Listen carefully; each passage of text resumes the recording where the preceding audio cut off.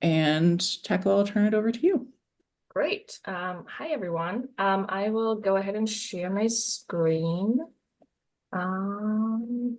Okay. Can everyone see that? Yeah, looks good. Okay, perfect. I will minimize this because I get distracted by my own face, so I won't see anything. So if anything goes wrong, please interrupt me verbally because I minimized everybody.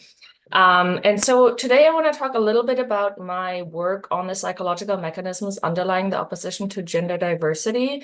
Please feel free to interrupt me to ask clarification questions if you have any. I usually present this work to other psychologists, so I'm more used to that. And if I go over something too quickly or it feels like I'm not providing enough information, feel free to interrupt. I also have some additional slides with some more information, but I thought I'd kind of start here and then I can go into more details later if needed or if you're interested. Kind of to just give a little bit of background where my research is coming from. So in recent years, we've really seen a change in how gender is viewed. In the last 10 years or so, this is a graph showing the percentage of adults who believe that there are more than two genders by generation. And you can see among Gen Z, now over half of people agree that there's not just two genders, and that has changed over time, and there's generational differences. And similarly, we've also seen differences in policies and laws. So for example, a while ago now, Germany's top court has recognized a third gender or third sex in legal documents. We see more support for and visibility of transgender people in various spheres, and that's all really good from my perspective. But at the same time, there's really strong opposition to these changes. So we see these all kinds of different bans for gender-affirming care for minors, for example. We can see this debate over gender-neutral language in Germany, where some, especially right-wing parties, constantly talk about how apparently this is destroying the German language. We see this in other places across Europe as well. So this really, especially attack on trans communities. And interestingly, this opposition to these changes that we see come from groups that don't necessarily have tons in common with each other. So we see some sort of very conservative groups where you would maybe expect this opposition, but at the same time, you also see some feminists join in this anti-trans movement. And so that to me is really interesting because that tells me that there's something more going on than just okay, yes, conservative people, they don't like gay people, they don't like immigrants, they don't like Black people. I'm not surprised that they also don't like trans people. But the fact that there's this kind of these groups that don't necessarily agree on many things, agreeing in this anti-trans movement, to me is really interesting and concerning, and I want to understand it. And that's kind of where my interest comes from. And so what I argue in my own work is that the belief system underlying this opposition is the defense of the gender-sex binary. I'm going to give you a brief kind of definition of how I define the gender-sex binary. So it's this ideological belief system that is widely shared in modern Western countries, that there are two sexes and they inform two genders. So that the idea is that there's two groups of people. One group has XX chromosomes, will develop ovaries, a vagina, breasts, ability to carry children, have high levels of estrogen and so on. So that's all that biological stuff. And that will, that group of people will both identify as women and act in line with a feminine gender role. So be warm and caring and supportive and submissive and be attracted to men and be in relationships with men. And then there's a second group of people who have XY chromosomes and so on. And that group will identify as men and act in line with the masculine gender role, be assertive and strong and dominant and independent and risk-taking and be attracted to women. And of course, we know that this isn't really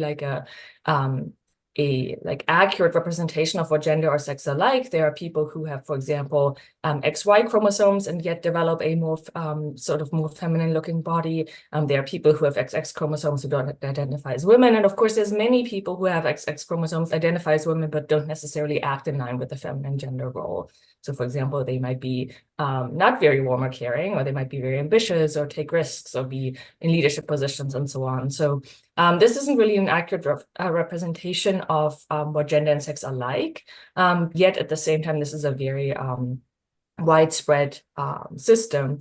And the reason for that is because it provides a range of psychological benefits. So it's very useful to have this system in place. It gives us a range of different sort of certainties in how we see ourselves and how we see the world. So it gives us a sense of who we are and who we are not. So if we know, okay, I'm a woman or I'm a man, this means, okay, this is how I dress, this is how I act. It like just tells us something about ourselves and like how we're not supposed to be. And in a world where there's many, many choices, this can be overwhelming. It's nice to have some guidance of like what we should be like.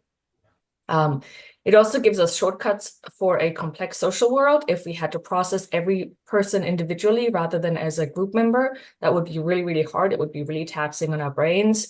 We can't really process every single person as a unique individual that they are. We need to take shortcuts. For example, if you go to a store and you need help finding something, you don't need to process like all the intricacies of every person in that store. You just want to know, do they work here or not? So you're looking for a uniform. And similarly, in a world, like we have all these different categories, and it's helpful to have these categories and these shortcuts. Otherwise, we would just be overwhelmed. And the gender 6 binary provides a range of different shortcuts. It tells us like who we should date, who might be interested in us, how people might act towards us. Are they a threat or not? Are they like gonna be like friendly or not so friendly? Are they gonna like, how are they likely, how is the world structured? How do they relate to other people? So it tells us a lot of different things, and that's really helpful for us psychologically. Nicola, could you slow down just a little bit for folks who are not following quite as quickly? Sorry. Yes, of course. Thank you. So just like go like talk more slowly or just like take longer to explain things. Sorry. Just talk a little more slowly. Okay, sure. Thank you. Of course. And the gender 6 binary also provides power and status to some people. So like in our society, often it provides power and status to men because it's a patriarchal system. But it can also provide power and status to heterosexual people, for example.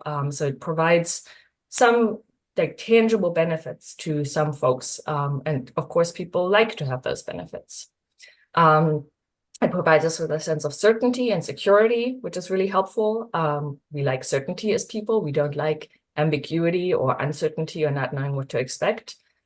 And it can also provide us solidarity with in-group members, so with people of our own group. So for example, in instances where our group might be disadvantaged, it can help us form bonds with other people and address that inequality. So for example, it can be useful for women to provide a sense of solidarity with other women, and they can kind of band together, be like, okay, you're one of my group, you're one of us, and we can kind of, for example, fight gender inequality together.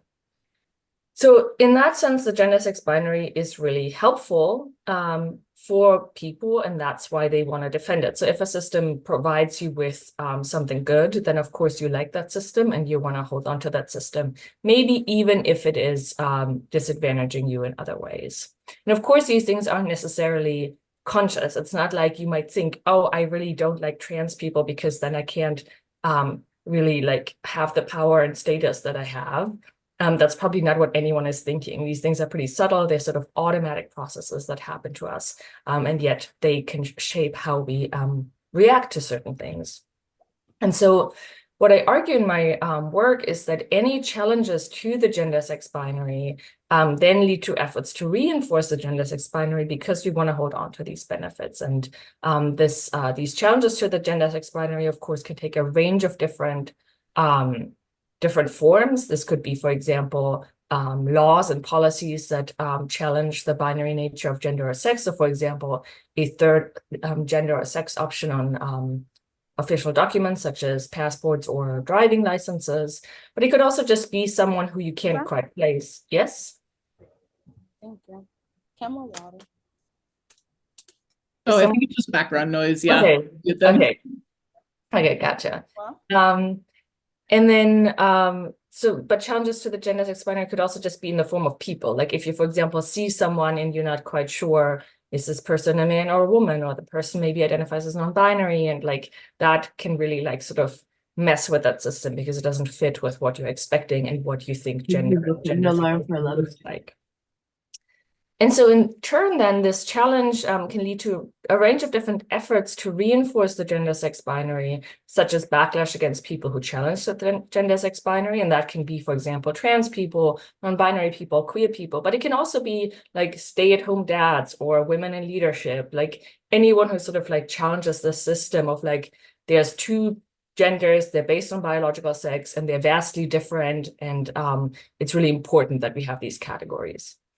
It can also lead to stronger endorsement of these binary maintaining ideologies. It can lead to identity denial. So, for example, continuing to misgender trans people.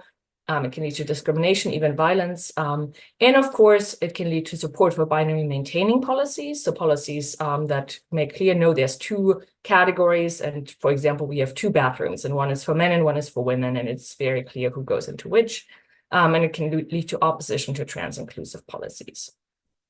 And I'm going to show you some data from like a few of my projects to kind of illustrate this opposition and kind of like what is happening here. I'm not going to go into too much detail about the sort of methodological details of my work. I'm happy to talk more about that, also center around some papers. But I just thought I'd give you like a little bit of an overview of like some of the work that I've done in this space.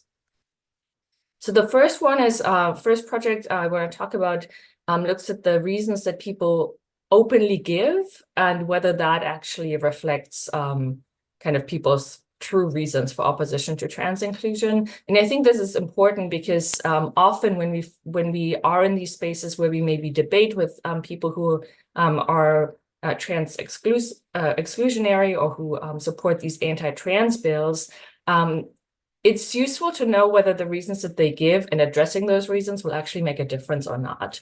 And I suggest that it often does not. So here's a quote from J.K. Rowling, who talks about the reason why she is opposed to trans-inclusive policies, in particular in the context of female-only spaces, like bathrooms and changing rooms. So here she says, I want trans women to be safe. At the same time, I do not want to make natal girls and women less safe.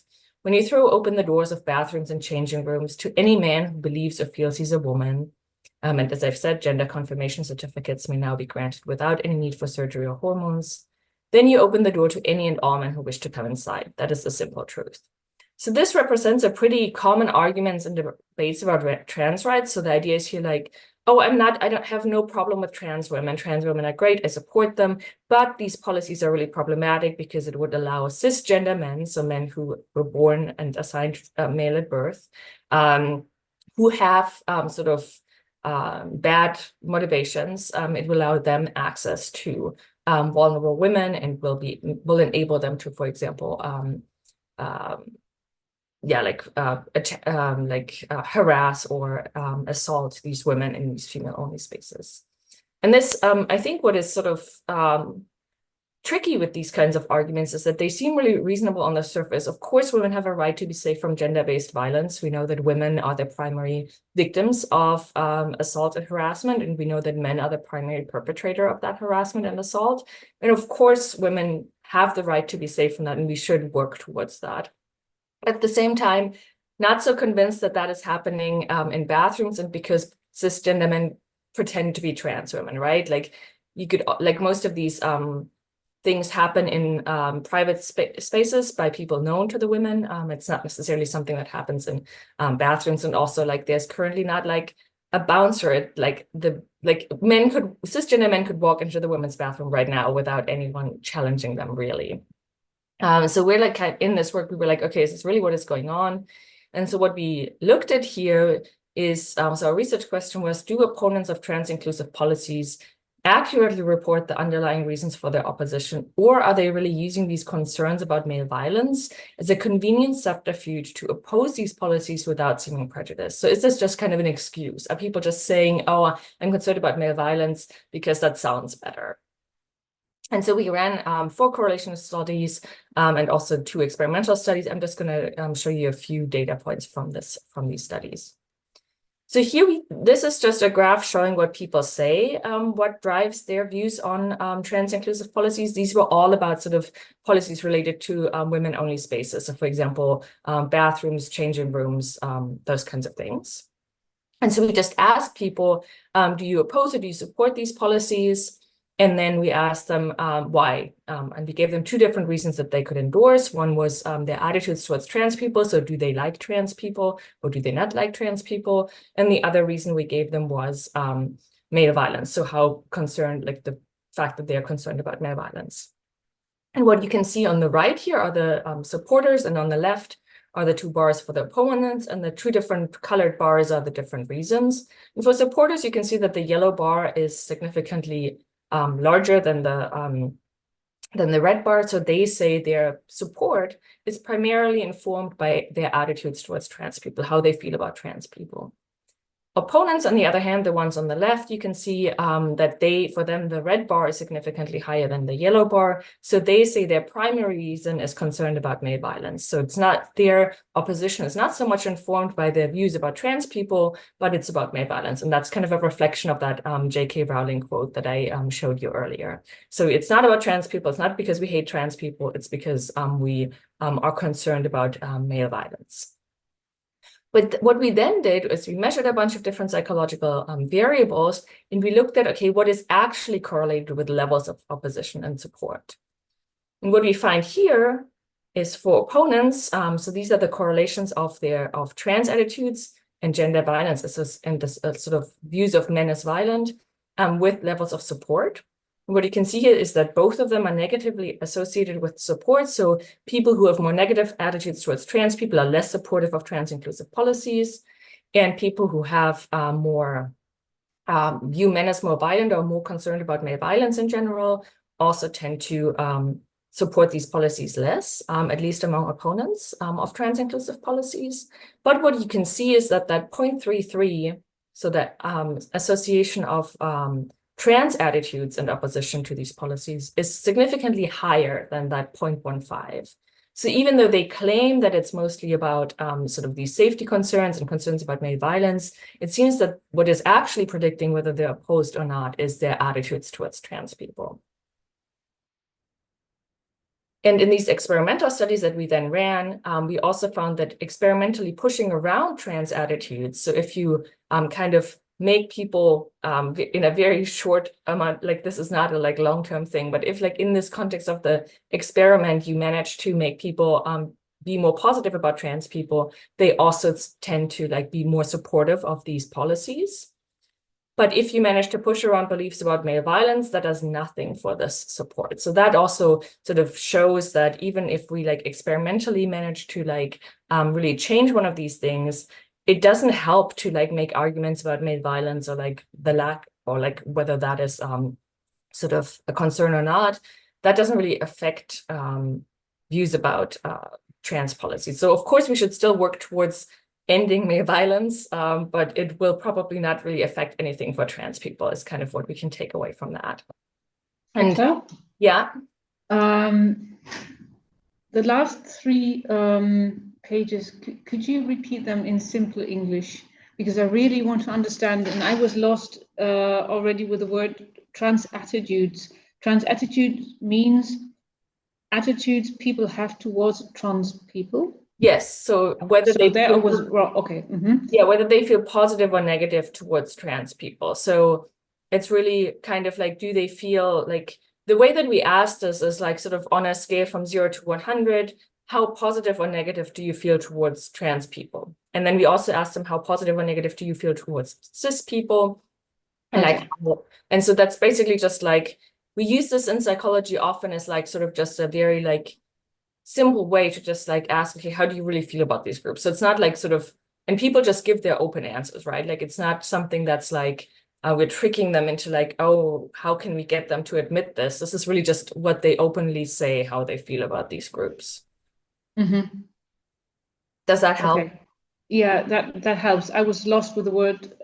I wasn't sure what trans attitudes means. Mm-hmm. Could you go forward to the next one? Mm-hmm.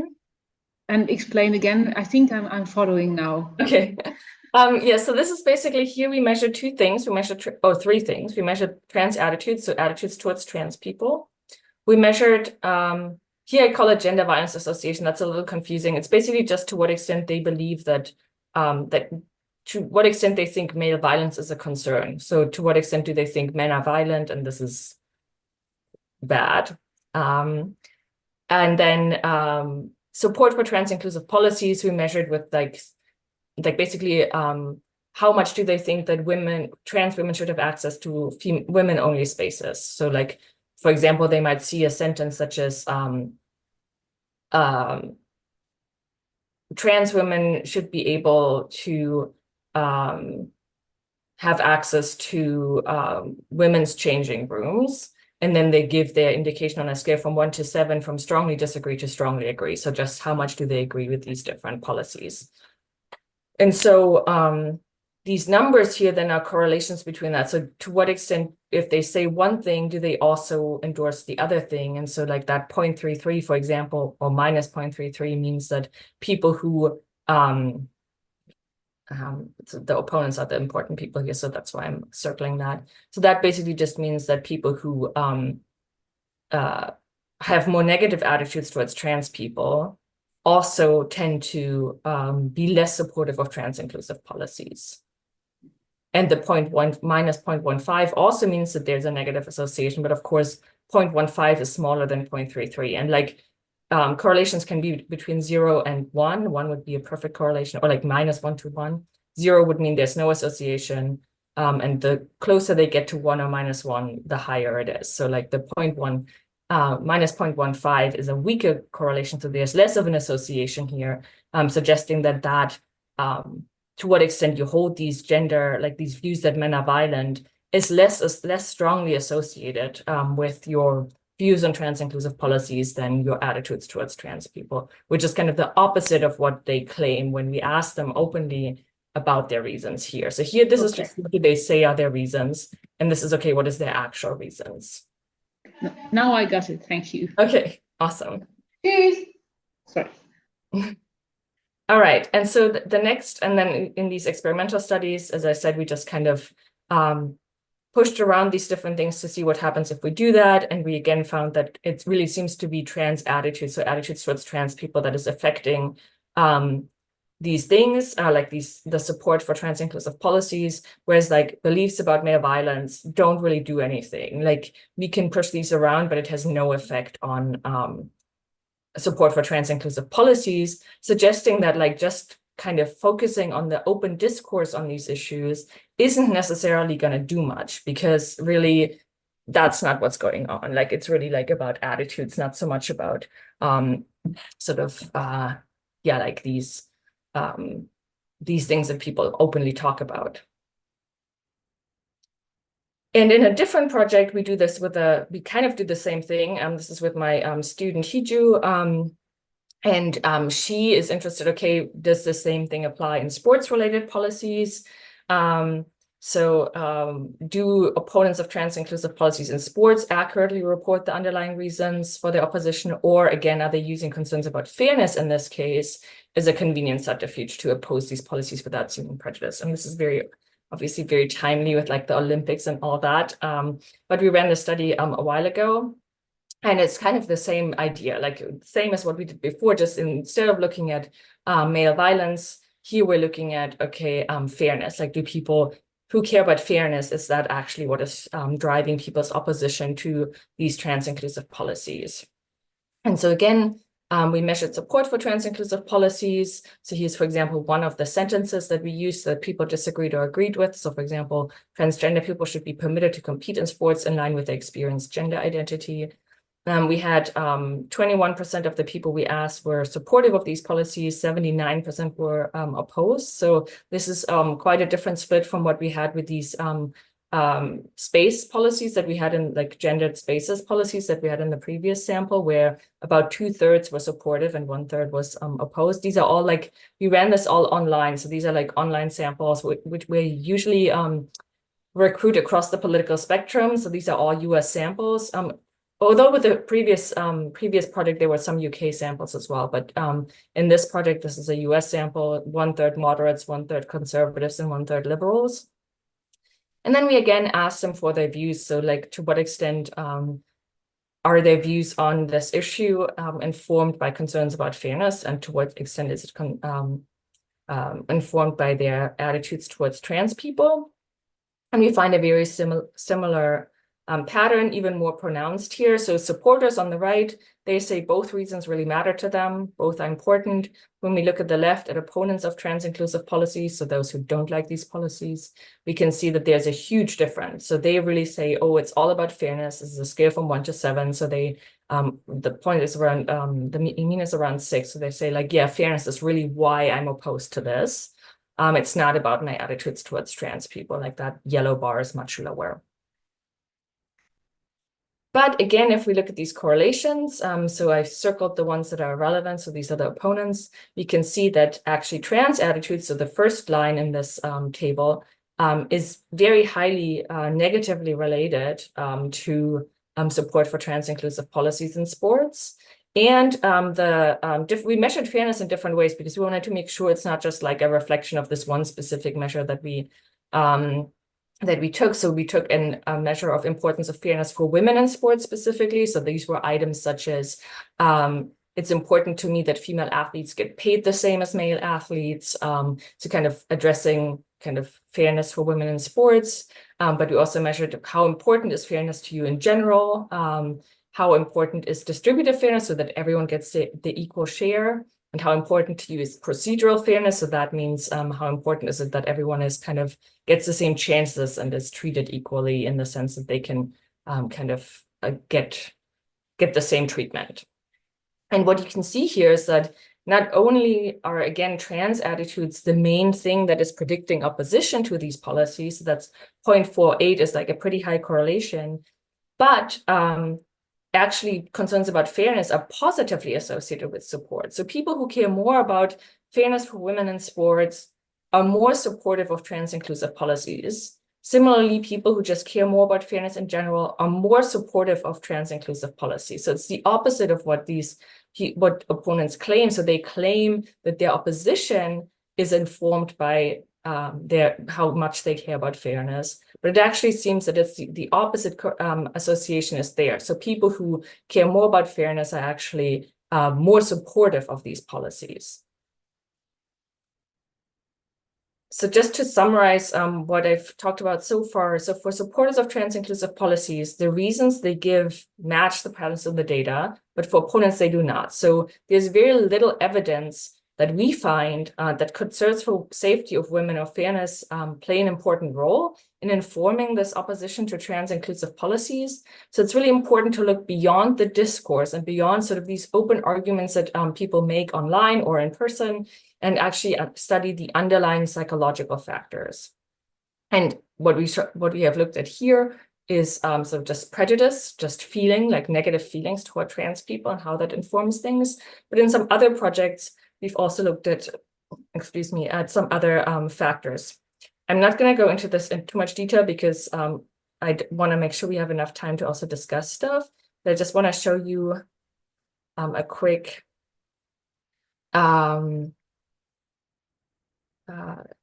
let's go with this one. So here we looked at just opposition. So like here we examined like a range of different factors that affect that are associated with opposition to different policies. And here we looked at different types of policies. So again, we looked at physical spaces, we did non-discrimination policies, we looked at sort of medical transition related policies. Here I'm just going to show you the physical spaces one just as an example. I'm happy to talk about these other ones. But here we measured these range of different things, and the reddish colored ones are the ones that were significantly associated with opposition to these physical spaces, trans-inclusive policies.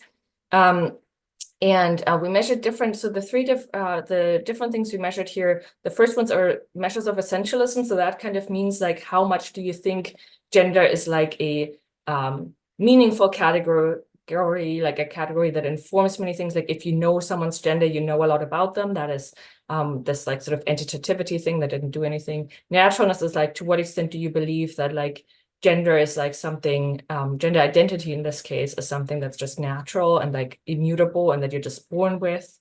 And you can see that people who are higher in that are less supportive, are less opposed to these policies. What I want to really focus on, because I think this is a really interesting finding, and we find this across different types of policies is this lifestyle liberty thing that you like see at the very bottom. Now, this is a measure to what extent people endorse the view that you kind of should like, you should let people make their own decision as long as it doesn't harm anyone else. So this idea that like you should go ahead and like if someone else wants to do something that's their thing, you should just let them do it. So I wonder if I like, so here, for example, the in this slide, you can see there's at the very bottom, this is one of the items in which how we measured this. So for example, I think everyone should be free to do as they choose, so long as they don't infringe upon the equal freedom of others. That's just one of the items, and people give the indication to what extent they agree or disagree with that. What we find is that that is associated with less opposition to non-discrimination policies, so that policies that would give trans people the same rights as other sort of minoritized and marginalized groups so that they can't be discriminated against.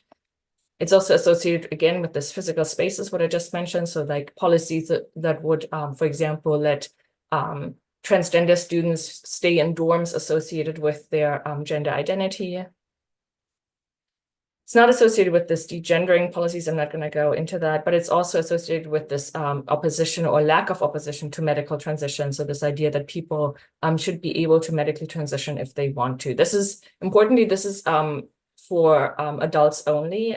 We don't look at, like it's, things are a bit different when people talk about transitioning for kids or young people.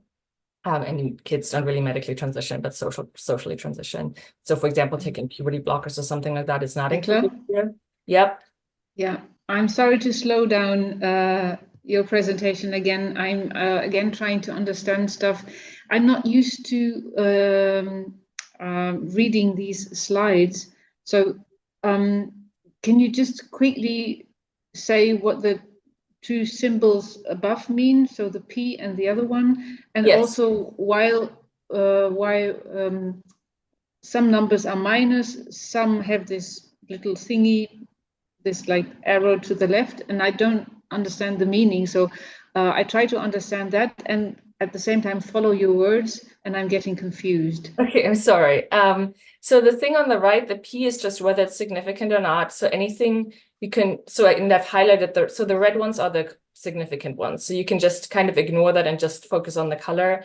The black ones, basically, we don't have evidence that there's any relationship, so just ignore that.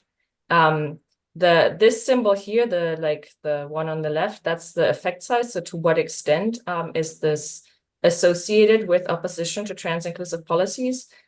Negative means there's a negative relationship, so meaning that like if people, for example, endorse lifestyle liberty more, they are less opposed to these medical transition policies.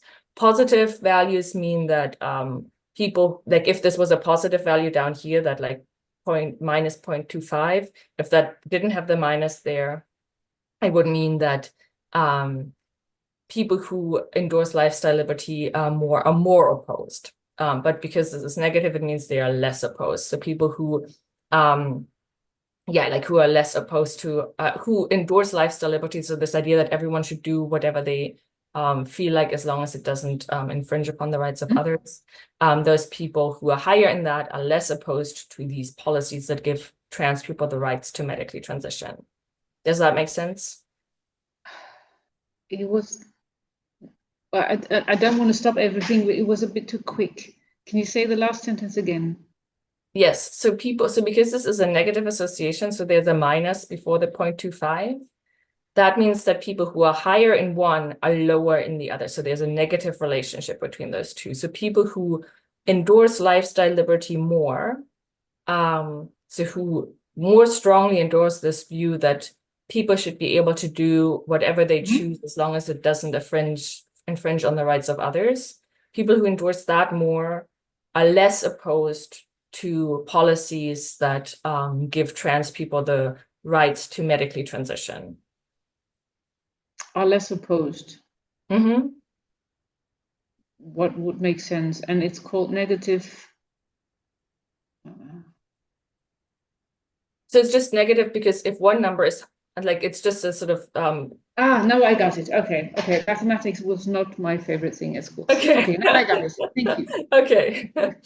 But anyway, so like what we find throughout these different policies, we find this sort of relatively consistent thing with this lifestyle liberty factor that I think is interesting. And so that gives us some insight into like what are the psychological mechanisms happening here. And so just to like sort of sum up what I've talked about so far, and I'm happy to go into more detail about anything I talked about. So what we found was that views of gender and sex are changing, and policies and practices are beginning to reflect these changes. But there's this documented resistance to that. We find very little evidence that concerns for the safety of women or fairness for women play an important role. So what we take from that is that interventions targeting those concerns are unlikely to be super successful. Instead, what we find that viewing transgender women as women and transgender men as men is associated with support, but it's hard to know how we can tackle that. How can we make people view transgender women as women? So this is useful to know because it tells us something about how people conceptualize these groups and how that is associated with support, but it's not really something that is easy to tackle. But what I find maybe more promising, but of course more research is needed to actually look at whether that is helpful, but we found that this endorsement of this lifestyle liberty foundation is important. And so especially in the US context, but maybe also in other contexts, it could be that messages that really appeal to these like American ideas of liberty and freedom that are held by also by more conservative people who tend to be the people who are opposed to these policies. Maybe those could be an effective way of like kind of targeting and garnering support for trans inclusive policies. And that's where I'm going to end. These are the questions that I thought would be useful, or that we thought would be useful to discuss in this context. I'm just gonna leave them up here for a second. So the first one is I can't even read it because this is my Zoom is blocking part of it. But how can this basically how can this research help us fight back against this opposition that we see? What can we take from this? What can organizations and policymakers do to combat this opposition to trans inclusion? And to kind of just anything, not just trans inclusion, but also just like opposition to sort of gender inclusivity more broadly. And what could coordinated responses look like from activists, network coalitions, donors, and so on? I'm gonna, I think, maybe stop sharing my slides so that I can see people. But I'm happy to like start sharing again if anyone wants to look at something specifically. And I'll go ahead and stop the recording.